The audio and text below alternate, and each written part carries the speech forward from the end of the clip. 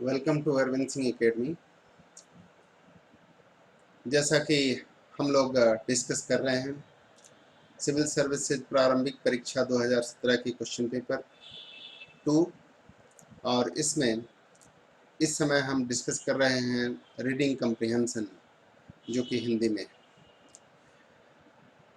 प्रश्न को डिस्कस करते समय, जैसा कि बाकी सेक्शंस में मैंने किया है, मेरी प्रयास है कि इसको कुछ शैक्षणिक पृष्ठभूमि तैयार की जाए, ताकि जो बच्चे इसको पढ़ रहे हैं, सुन रहे हैं, देख रहे हैं, उन लोगों को आगे परीक्षा को तैयारी करने में एक समग्र दृष्टिकोण मिल सके। तो आइए अब इसमें हम बात करते हैं प्रश्नों का, जो 41 से लेकर के और 47-48 तक है, 49 तक, 41 से 48 तक, और इन प्रश्नों की चर्चा करते हैं कि इन प्रश्नों को कैसे सॉल्व किया जाए। पहला, इस परिच्छेद में परंपरागत संस्थानों, पहचानों और निष्ठाओं के विघटन से दो तरफा स्थितियां उत्पन्न होने की संभावना रहती है। यह संभव है कि कुछ लोग परंपरागत समूहों के साथ फिर से अपनी नई पहचान बनाएं, जबकि अन्य लोग राजनीतिक विकास की प्रक्रियाओं से उत्पन्न होने वाले नए समूहों और प्रतीकों के साथ खुद लोग जोड़ लें। इसके अतिरिक्त राजनीतिक विकास की यह प्रवृत्ति होती है कि विविध धर्मों, जनजातियों, क्षेत्रों और कुलों, भाषाओं, धर्मों और व्यवसायों के अन्य समूह की समूह चेतना का पोषण करती है।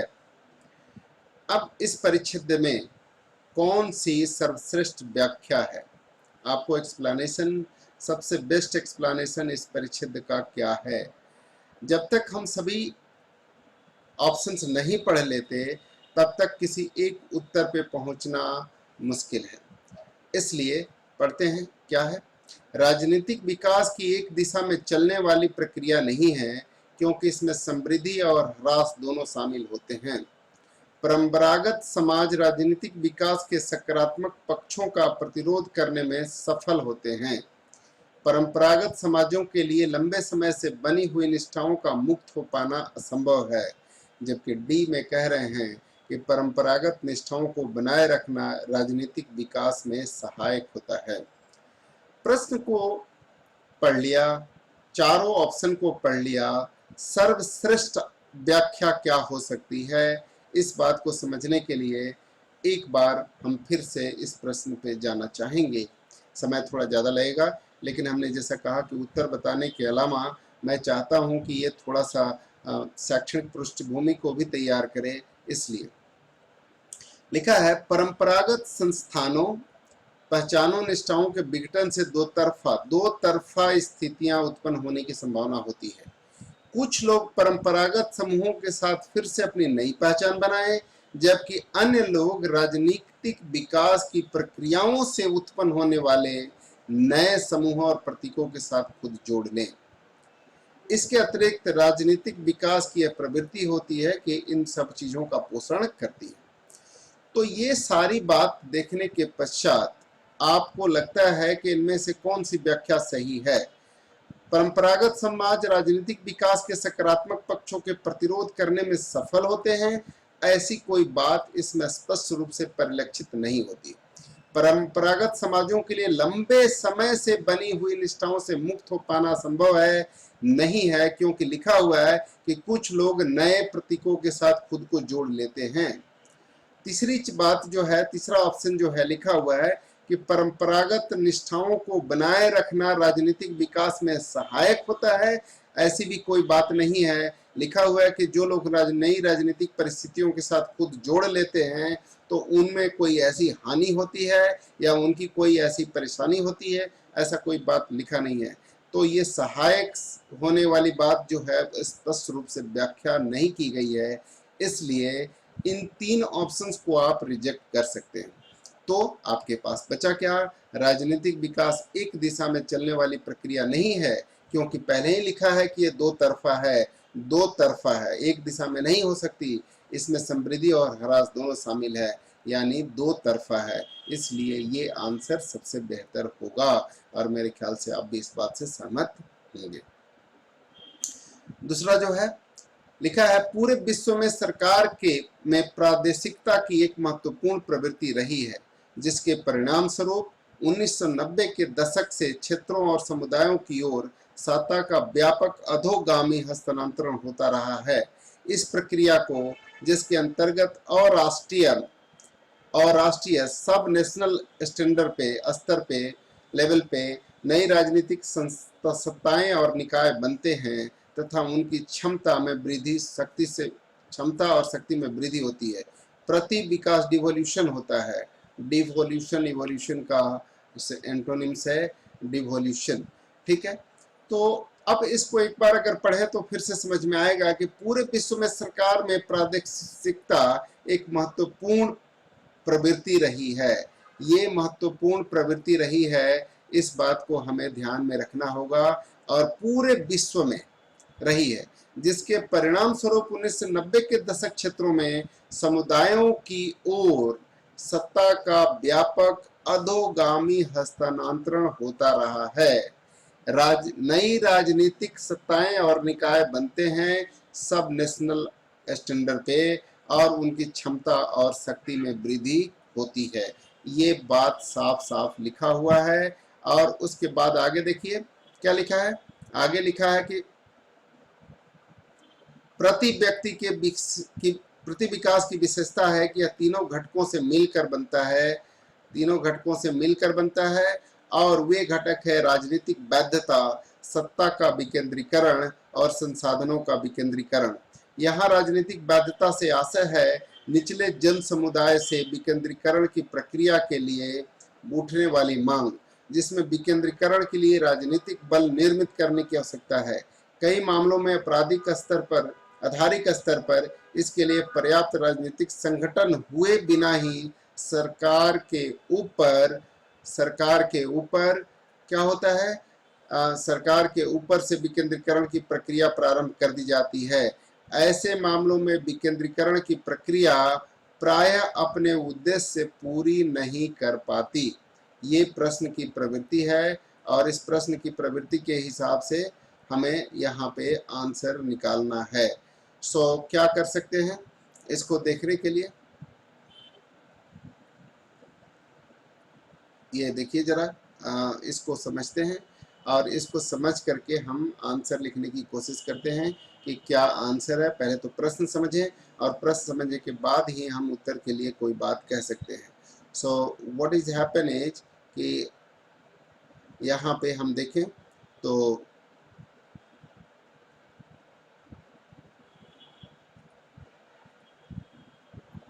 थोड़ा ध्यान से देखें, ये लिखा है प्रश्न अब क्या है, उपरोक्त परिच्छेद से निम्नलिखित में से कौन सा सर्वाधिक तार्किक, तर्कसंगत और विवेचनात्मक इन्फरेंस निकाला जा सकता है। इसमें लिखा है कि और राष्ट्रीय राजनीतिक सत्ताओं के निर्माण के लिए और इस तरह के सफल प्रति विकास और विकेंद्रीकरण सुनिश्चित करने के लिए शक्तिशाली जन नेताओं का उभरना अनिवार्य है। सरकार के ऊपरी स्तर से क्षेत्रीय समुदायों पर कानून द्वारा या अन्यथा प्रति विकास और विकेंद्रीकरण को अधिरोपित किया जाना चाहिए।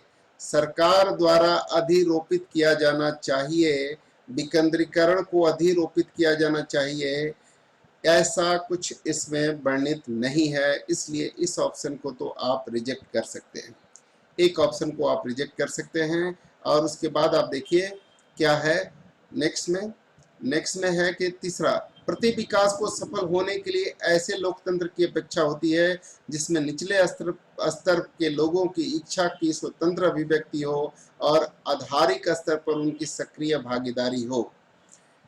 ये एक वैलिड आर्गुमेंट यहाँ से निकल रहा है जिसकी चर्चा इस परिच्छेद में की गई है। और चौथा ऑप्शन देखते हैं, प्रति विकास होने के लिए जनता में क्षेत्रवाद की प्रबल भावना होनी आवश्यक है। ये उभरता है, ये नेसेसिटी नहीं है। ऐसा लिखा हुआ है पैराग्राफ में कि क्षेत्रवाद की प्रबल भावना होती है, क्षेत्रीय रूप से पार्टियां होती हैं, प्रक्रिया विकेंद्रीकरण की प्रक्रिया होती है, लोग शक्ति और यहाँ पे जैसा लिखा हुआ है कि शक्ति और क्षमता में उनकी वृद्धि होती है, लेकिन ये आवश्यक है, ऐसा नहीं है। राजनीति और राष्ट्रीय राजनीतिक सत्ताओं के निर्माण के लिए इस तरह सफल प्रति विकास और विकेंद्रीकरण सुनिश्चित करने के लिए शक्तिशाली जन नेताओं का उभरना अनिवार्य है। ये भी इसको वीक बनाता है, इसलिए ये भी संभव नहीं है। आप इन चारों ऑप्शन में से जो बेस्ट पॉसिबल है, सर्वाधिक तार्किक जो इन्फ्रेंस और तर्कसंगत निकल के आ रहा है इस विवेचना के दृष्टिकोण से, वो आंसर सी है और सी इसका सही जवाब होगा। हम डिजिटल काल में रहते हैं। डिजिटल सिर्फ ऐसी कोई चीज नहीं है जिसका उपयोग कार्य नीतिक रूप से और विशिष्ट तौर पर कुछ कार्यों को पूरा करने के लिए किया जाता है। हमारा यह प्रत्यक्ष ज्ञान है कि हम कौन हैं और हमारे चारों ओर की दुनिया से हम किस प्रकार से जुड़ते हैं। वे तरीके जिनसे हम अपने श्रम और भाषा के प्रभाव क्षेत्र को परिभाषित करते हैं, और हम अपने श्रम और प्रभाव क्षेत्रों से भाषा के प्रभाव क्षेत्रों को परिभाषित करते हैं और बड़े पैमाने पर डिजिटल प्रौद्योगिकी द्वारा संचालित हैं।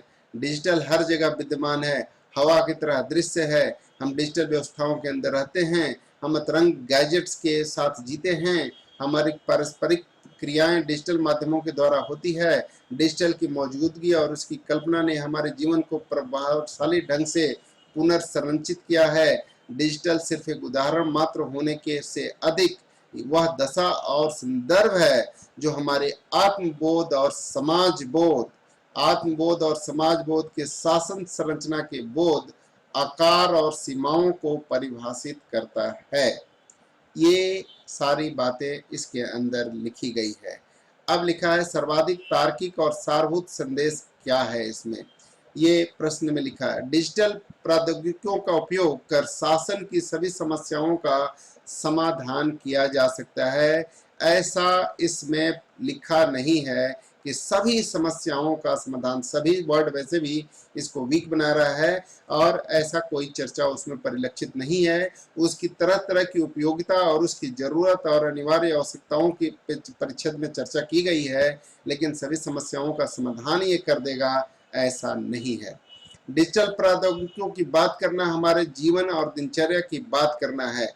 यस, जितनी ज्यादा उसमें उल्लेख किया गया है इसके आधार पर तो यही लगता है कि ये जो परिलक्षित है, ये जो हम बात कर रहे हैं अपनी दिनचर्या की, उसमें सब जगह की बात कर रहे हैं कि प्रौद्योगिकी हमारे जीवन और दिनचर्या में किस तरह समाहित है। इसलिए ये एक वैलिड आर्गुमेंट लगता है, प्रोवाइडेड बाकी दो इससे ज़्यादा स्ट्रॉन्ग ना हो, क्योंकि बाकी दो जब तक आप नहीं पढ़ेंगे तब तक आप ये नहीं कह सकते कि यही आंसर होगा। एक वैलिड आर्गुमेंट लग रही है।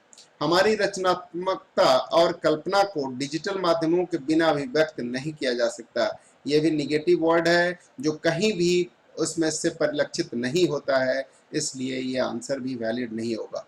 डिजिटल तंत्रों का उपयोग भविष्य में मानव के अस्तित्व के लिए अति आवश्यक है। भविष्य की बात नहीं की गई है इसमें वर्तमान की चर्चा की गई है, इसलिए ये भी सही आंसर नहीं होगा।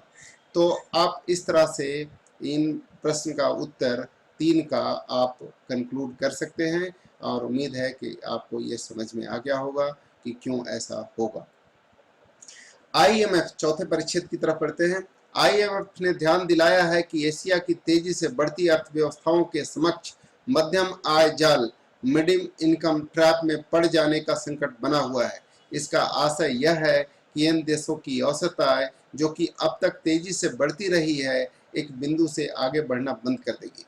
एक बार फिर से प्रश्न को पढ़ते हैं थोड़ा सा। IMF ने ध्यान दिलाया कि एशिया की तेजी से बढ़ती हुई अर्थव्यवस्थाओं के समक्ष मध्यम आय, मिडिल इनकम ट्रैप में पड़ जाने का संकट बना हुआ है।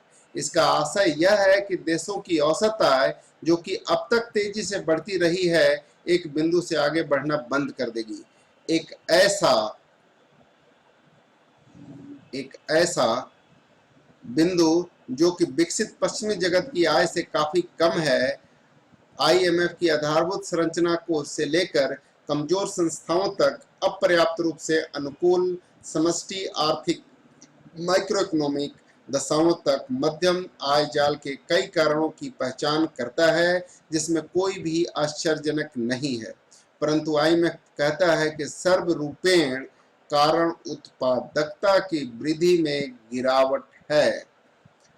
तो ये प्रश्न, ये अनुच्छेद पढ़ने के बाद जो आधारभूत संरचना से कमजोर संस्थाओं तक अपर्याप्त रूप से अनुकूल समष्टि यानी माइक्रो इकोनॉमिक दशाओं तक मध्यम आय जाल के कई कारणों की पहचान करता है जिसमें से कोई भी आश्चर्यजनक नहीं है, परंतु आईएमएफ कहता है कि सर्वरूपेण कारण उत्पादकता की वृद्धि में गिरावट है। अब जो इसमें लिखा हुआ है कि कौन सा सर्वाधिक तार्किक, तर्क संगत और विवेचनात्मक इन्फ्रेंस निकाला जा सकता है, तो हमें 4 जो इन्फ्रेंस दी गई है उस पे थोड़ा गहन अध्ययन करना पड़ेगा। किसी देश की मध्यम आय अवस्था में पहुंच जाने से उसकी उत्पादकता में ह्रास होने का खतरा होता है, जिसके परिणाम स्वरूप आय की वृद्धि रुक जाती है। ये पहला इन्फ्रेंस इसमें लिखा हुआ है। पहला इन्फ्रेंस इसमें लिखा हुआ है कि यहाँ पे और किसी देश की मध्यम आय अवस्था में पहुंच जाने से उसकी उत्पादकता में ह्रास होने का, उत्पादकता में ह्रास होने का खतरा, ऐसा तो कुछ नहीं लिखा हुआ है। वृद्धि रुक जाने का खतरा है, इसका मतलब ये नहीं है कि ह्रास हो जाता है, वृद्धि रुक जाती है। ह्रास होने जैसी बात नहीं लिखी हुई है, उसमें ग्रोथ जो है वो रुक जाता है। मध्यम आय जाल में फंसना तेजी से बढ़ रही है, तेजी से बढ़ रही अर्थव्यवस्थाओं की एक सामान्य विशेषता है, ऐसी कोई बात नहीं लिखा हुआ है। लिखा है कि बढ़ रही है, ये सामान्य विशेषता है, ऐसी कोई बात नहीं है। बचा सी और डी। एशिया की उभरती हुई अर्थव्यवस्थाओं के लिए वृद्धि की गति को बनाए रखने की कोई आशा नहीं है। निगेटिव वर्ड है जो उसमें नहीं कही जा रही है, इसलिए यह भी वैलिड नहीं है। 3 अगर रिजेक्ट हो गया तो आप निश्चित रूप से कह सकते हैं कि चौथा सही है, प्रोवाइडेड ऐसा ना हो कि चौथा इन तीनों से भी वीक हो। जहां तक उत्पादकता के वृद्धि का प्रश्न है, एशिया की अर्थव्यवस्थाओं का निष्पादन संतोषजनक नहीं है। यही बात इसमें पूरी से तरह से लिखी गई है। इस पैराग्राफ को अगर ऊपर से नीचे तक पढ़ें तो यही पैराग्राफ की बातें से ये परिलक्षित होता है कि आशय यह है कि यहाँ लिखा हुआ है एशिया की तेजी हुई अर्थव्यवस्थाओं के समक्ष मध्यम आय जाल पड़ जाने का संकट बना हुआ है। जब संकट बना हुआ है तो फिर संतोष किस बात का, इसलिए यह संतोषजनक नहीं है। अगर संतोषजनक होता तो संकट वाली कोई बात नहीं होती। ठीक है, अगले पैराग्राफ पे बात कर लें तो देखिए अगला पैराग्राफ है नव प्रवर्तनकारी भारत, इनोवेटिव भारत समावेशी होने के साथ साथ प्रौद्योगिकी में भी उन्नत होगा, जिससे सभी भारतीयों के जीवन में सुधार आएगा। नव प्रवर्तन तथा रिसर्च एंड डेवलपमेंट की बढ़ती हुई सामाजिक असमानता को कम कर सकते हैं और द्रुत शहरीकरण को, फास्ट अर्बनाइजेशन को से उत्पन्न होने वाली दबावों को मुक्त कर सकते हैं। कृषि और ज्ञान केंद्रित नॉलेज इंटेंसिव निर्माण और सेवाओं के बीच उत्पादकता में बढ़ते हुए विभेद आय असमानता के बढ़ने का खतरा हो सकता है। आय असमानता के बढ़ने का खतरा है और भारत की रिसर्च एंड डेवलपमेंट प्रयोगशालाओं और विश्वविद्यालयों को गरीब लोगों की जरूरतों को ध्यान रखने के लिए प्रोत्साहित कर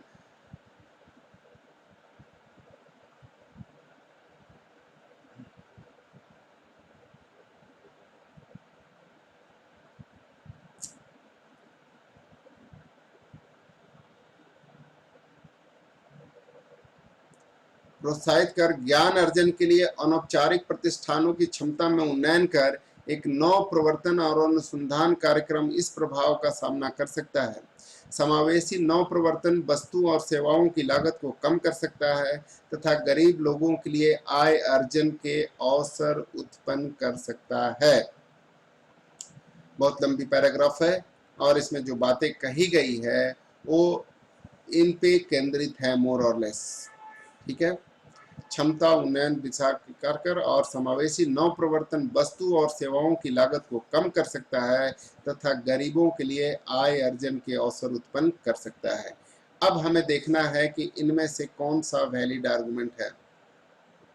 सर्वाधिक तार्किक और बेहतर आंसर इनमें से कौन सा है? निम्नलिखित में से कौन सी सर्वाधिक तार्किक और तर्कसंगत पूर्व धारणा है जो जिसके परिप्रेक्ष्य में ये पैराग्राफ लिखी गई है? गांवों से शहरों के प्रवसन को कम करने के लिए, गांवों से शहरों के प्रवसन को कम करने के लिए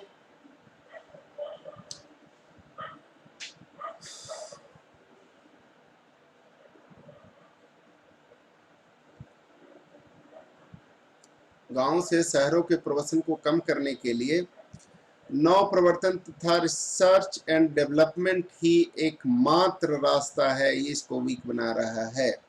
तेजी से विकसित होने वाली प्रत्येक देश को कृषि और अन्य क्षेत्रों में उत्पादकता के बीच विभेद को न्यूनतम करने की आवश्यकता है। तेजी से, ये एक ठीक ठीक लग रहा है कि तेजी से विकसित होने वाली प्रत्येक देश को कृषि और अन्य क्षेत्रों में उत्पादकता के बीच विभेद को न्यूनतम करने की आवश्यकता है। लेकिन पूरा का पूरा पैराग्राफ समावेशी नव प्रवर्तन और रिसर्च एंड डेवलपमेंट की समतावादी समाज बनाने में सहायता कर सकती है, ये इसी के आसपास केंद्रित है। द्रुत शहरीकरण केवल तभी होता है जब किसी देश की आर्थिक वृद्धि तीव्रगामी होती है, ये इसमें समाहित नहीं है। इसलिए आंसर जो होगा बी के मुकाबले सी जो है वो ज़्यादा स्ट्रॉन्ग है और ये अच्छी तर्कसंगत पूर्व धारणा है जिसके आधार पर ये पैराग्राफ लिखी गई है। ऊपर में ही हमने इसको क्या किया था, ये दिखाया था कि ये पूरी तरह से इसके इर्द गिर्द घूम रही है, एक नव प्रवर्तन and research and development program के इर्द गिर्द घूम रहा है पूरा पैराग्राफ। इसलिए इसका आंसर सी सबसे ज़्यादा उपयुक्त होगा, बाकी की बातें इसमें समाहित नहीं है। अगर आपको दिक्कत हो तो आप एक बार पैराग्राफ को जरूर दोबारा पढ़ें, आपको समझ में आ जाएगा कि जो बात लिखी गई है वो इसी के आधार पर लिखी गई है। अगले अनुच्छेद की तरफ बढ़ते हैं। यह संभावना है कि जलवायु परिवर्तन के कारण बहुत बड़ी संख्या में लोग बढ़ते हुए पर्यावरणीय जोखिम में पड़ जाएंगे और फलस्वरूप प्रवसन के लिए विवश हो जाएंगे, प्रवसन के लिए विवश हो जाएंगे। अंतर्राष्ट्रीय समुदाय को प्रवासियों की इस नई श्रेणी की पहचान अभी करनी है, ठीक है। अंतर्राष्ट्रीय कानूनों के अंतर्गत शरणार्थी शब्द का एक स्पष्ट अर्थ होने के कारण जलवायु के कारण होने वाले शरणार्थियों की परिभाषा और स्थिति पर कोई सर्वसम्मति नहीं है, राइट। यह बात अभी भी समझ से बाहर है कि जलवायु परिवर्तन प्रवसन के मूल कारण के रूप में कैसे कार्य करेगा। यदि जलवायु के कारण होने वाले शरणार्थियों की पहचान हो तब भी उन्हें संरक्षण कौन प्रदान करेगा। जलवायु परिवर्तन के कारण जो अंतर्राष्ट्रीय प्रवसन होता है उस पर कहीं अधिक बल दिया गया है, परंतु आवश्यकता है कि जलवायु प्रभावित लोगों के देशों के अंदर में हुए प्रवसन की भी पहचान की जाए ताकि उनकी समस्याओं को उचित प्रकार से दूर किया जा सके। कई सारी बातें इसमें परिलक्षित होती हैं। अब हमें देखना है कि सर्वाधिक, ये वर्ड बहुत महत्वपूर्ण है। कई सारे इससे तर्क निकल सकते हैं लेकिन आपको चुनना है कि सर्वाधिक तर्कसंगत कौन सा है। तो लिखा है विश्व में विशाल पैमाने पर जलवायु के कारण होने वाले शरणार्थियों के प्रवसन का सामना नहीं कर पाएगा। विश्व सामना नहीं कर पाएगा, चिंतन की जरूरत है, एक रूल की जरूरत है। सामना नहीं कर पाएगा ऐसी कोई बात इससे परिलक्षित नहीं होती। जलवायु परिवर्तन को और आगे बढ़ने से रोकने के लिए हमें तरीके और साधन ढूंढने चाहिए। जलवायु परिवर्तन के कारण प्रवास और माइग्रेशन की बात की जा रही है, इस बात की इसमें चर्चा नहीं है। इसलिए ये ज़्यादा इसमें साधन ढूंढने चाहिए। क्या क्या साधन होने चाहिए, ये आपके अपनी एजम्पशंस हो सकती है, इसमें इससे निष्कर्ष नहीं निकल सकता। ये एजम्पशन तो हो सकता है बट कंक्लूजन नहीं हो सकता। भविष्य में जलवायु परिवर्तन लोगों के प्रवसन का सर्वाधिक महत्वपूर्ण कारण होगा। भविष्य के बारे में अभी बात करना, जो वर्तमान के बारे में बात की गई है, भविष्य में सर्वाधिक महत्वपूर्ण कारक होगा, ये इसको वीक बनाता है। ये भविष्य में क्या होगा, इससे ज़्यादा इम्पोर्टेंट क्या होगा, ये कहना अभी इस पैराग्राफ के आधार पर संभव नहीं है। जलवायु परिवर्तन और प्रवसन के बीच संबंध अभी भी सही रूप से समझा नहीं गया है। ये बात इसमें बार बार कही गई है, क्योंकि अगर समझा जाता तो इसके लिए स्पष्ट कानून बनाई गई होती, स्पष्ट व्याख्या की गई होती, शरणार्थियों के लिए इसमें विशेष प्रावधान किया गया होता। लेकिन चूंकि ऐसा समझा नहीं गया है, इसलिए इसको मैं कह सकता हूँ, इस पैराग्राफ में इस बात की चर्चा की गई है कि इसको सही रूप से अभी समझा नहीं गया है। अगला पैराग्राफ एक है 7th, इसको देखते हैं इसमें क्या लिखा हुआ है। अनेक किसान फसल को हानि पहुंचाने वाले कीटों को मारने के लिए संश्लेषित कीटनाशकों का उपयोग करते हैं। कुछ विकसित देशों में तो कीटनाशकों की खपत 3000 ग्राम प्रति हेक्टेयर तक पहुंच रही है।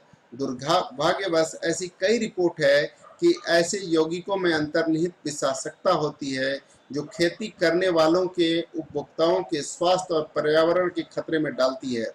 संश्लेषित कीटनाशक सामान्यतः पर्यावरण में लगातार बने रहते हैं। खाद्य श्रृंखला में प्रवेश कर वे सूक्ष्म जैविकता विविधता को नष्ट कर पारिस्थितिक इकोलॉजिकल असंतुलन को उत्पन्न करते हैं। इसके अंधाधुंध उपयोग से के परिणाम स्वरूप कीटों में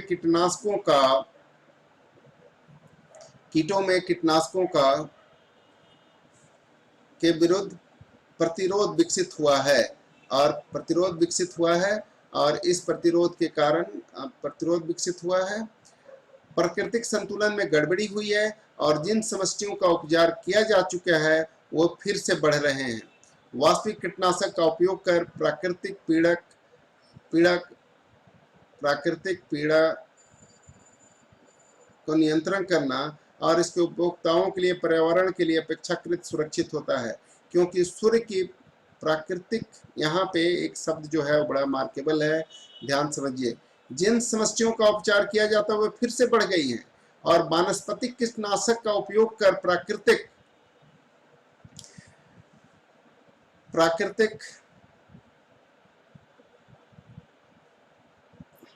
पीड़क को नियंत्रण करना और इसके उपयोगकर्ताओं एवं पर्यावरण के लिए अपेक्षाकृत सुरक्षित होता है, क्योंकि सूर्य के प्रकाश के मौजूदगी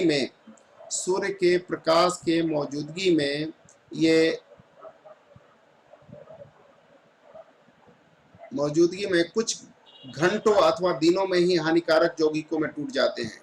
कीटनाशी विशेषताओं से युक्त पौधे लाखों वर्षों से पारिस्थितिक तंत्र पर कोई खराब या प्रतिकूल प्रभाव डाले बिना प्रकृति में मौजूद हैं। अधिकांश मृदाओं में आम तौर पर पाए जाने वाले अनेक सूक्ष्म जीव इन्हें सरलता से विघटित कर देते हैं। वे परभक्षियों की जैविक विविधता को भी बनाए रखने और पर्यावरणीय संदूषण तथा मनुष्यों के स्वास्थ्य संकटों को कम करने में सहायक है। पौधों से बनाए गए वनस्पतिक कीटनाशक जैव निम्नकरणीय होते हैं, बायोडिग्रेडेबल होते हैं और फसल सुरक्षा में इनका उपयोग करना व्यवहारिक रूप से एक धारणीय विकल्प है। इस प्रश्न में आपको ध्यान से समझना है कि क्या होगा। इस प्रश्न में जो बातें और जो आधारभूत आशंकाएं और जो रिपोर्ट दर्शाई गई है उसके पीछे क्या धारणा होगी, ये समझना जरूरी है। उपयुक्त परिच्छेद के आधार पर निम्नलिखित पूर्व धारणाएं बनाई गई है। पहला एक, आधुनिक कृषि में संश्लेषित कीटनाशकों का उपयोग कभी नहीं करना चाहिए, ये लिखा है। ठीक है, कभी नहीं करना चाहिए ऐसा तो नहीं लिखा है। धारणीय कृषि का एक उद्देश्य अल्पतम, बहुत ज्यादा हो रहा है ये लिखा हुआ है, कभी नहीं करना चाहिए ये इसमें नहीं लिखी है और ऐसी कोई धारणा नहीं कही जा सकती। धारणीय कृषि का एक उद्देश्य अल्पतम पारिस्थितिक असंतुलन को सुनिश्चित करना है। वनस्पतिक कीटनाशक संश्लेषित कीटनाशकों की तुलना में अधिक प्रभावकारी होते हैं। ये बात नहीं है, लेकिन खतरे कम होते हैं उनके, ये बात लिखी गई है। ठीक है, उनके खतरे कम होते हैं ये बात लिखी गई है। वो बायोडिग्रेडेबल होते हैं ये बात लिखी गई है। उसके प्रभाव के बारे में तुलनात्मक कोई चर्चा पैराग्राफ में अनुच्छेद में नहीं की गई है। धारणीय कृषि का एक उद्देश्य अल्पतम पारिस्थितिक असंतुलन को सुनिश्चित करना है। कम से कम, अल्पतम मतलब कम से कम, असंतुलन यानी ज्यादा से ज्यादा संतुलन को बनाए रखना, इसी बात की चर्चा इसमें की गई है। वर्ड जो है वो थोड़े से अजीब से लिखे गए हैं। इसलिए आंसर इसका बी होगा। ठीक है। और अगला एक क्वेश्चन इसी पैराग्राफ के आधार पर फिर है, वो लिखा है कि जैव कीटनाशकों के विषय में निम्नलिखित में से कौन सा कथन सही है? वह मानवीय स्वास्थ्य के लिए खतरनाक नहीं है। कौन सा सही है? जैव कीटनाशकों के विषय में निम्नलिखित कथनों में से कौन सा कथन सही है? वे मानवीय स्वास्थ्य के लिए खतरनाक नहीं है, वे पर्यावरण में लगातार बने रहते हैं, वे किसी भी पारिस्थितिक तंत्र की जैव विविधता बनाए रखने के लिए अनिवार्य हैं। ये दोनों बातें इसमें सही होती है जैव कीटनाशकों के लिए, जो बायोडिग्रेडेबल भी हैं और ज़्यादा वो खतरनाक नहीं है क्योंकि बायोडिग्रेडेबल हो गए हैं। और ये भी पैराग्राफ में लिखा है कि वो वर्षों से मौजूद हैं, फिर भी उसका कोई हार्मफुल इफेक्ट देखने को नहीं मिला है। और साथ में ये भी लिखा हुआ है कि वो बायोडिग्रेडेबल हो जाते हैं तो पर्यावरण में लगातार बने नहीं रहते हैं, उसको सूक्ष्म जीव उसको विघटित कर देते हैं, ये बात लिखी हुई है। तो पहला और तीसरा किसी भी पारिस्थितिक तंत्र की जैव विविधता बनाए रखने के लिए अनिवार्य है, ये भी उसमें साफ साफ पैराग्राफ में लिखी गई है, परिलक्षित है। इसलिए ये मुझे लगता है कि फर्स्ट और थर्ड दोनों ही सही आंसर होने चाहिए और इसका आंसर सी होना चाहिए इस आधार पे, क्योंकि यहाँ लिखा हुआ है कि ये संकटों को कम करने में सहायक है और ये फसल व्यवहारिक रूप से एक धरणीय विकल्प है। अधिकांश मृदाओं में आमतौर पर पाने जाने वाले अनेक सूक्ष्म जीव इन्हें सरलता से विघटित कर देते हैं और वे परिभक्षियों की जैव विविधता को बनाए रखने में भी सहायक हैं। ठीक है। और मनुष्य के स्वास्थ्य संकटों को कम करने में भी सहायक है। यही दोनों बातें पहले और तीसरे से परिलक्षित होती है, इसलिए आंसर इसका 1 और 3 होगा। तो इस प्रकार से आप देख पाए हैं कि इन जो 8 प्रश्न का हमने विश्लेषण किया, इसमें बहुत कुछ आपको सीखने को मिला। प्रश्नों में किन किन शब्दों के आधार पर किन किन शब्दों का चयन वाक्य को सुदृढ़ करता है, स्ट्रॉन्ग आर्गुमेंट बनाता है, वीक आर्गुमेंट बनाता है, ये बात भी आपको समझने की जरूरत है। और वो शब्द ही है, एक ही शब्द है जो पूरी पैराग्राफ को कमजोर बना देता है, पूरी स्टेटमेंट को कमजोर बना देता है, पूरी निष्कर्ष को कमजोर बना देता है। इन बातों को अगर आप ध्यान रखेंगे तो आगे से आपसे गलतियां कम होगी। इन शब्दों से दूर रहने की जरूरत है, इन शब्दों को हमेशा ध्यान में रखने की जरूरत है, ये आपके आर्गुमेंट को कमजोर और स्ट्रॉन्ग बना सकते हैं। ठीक है। तो इसलिए अगले सेगमेंट में फिर मिलते हैं।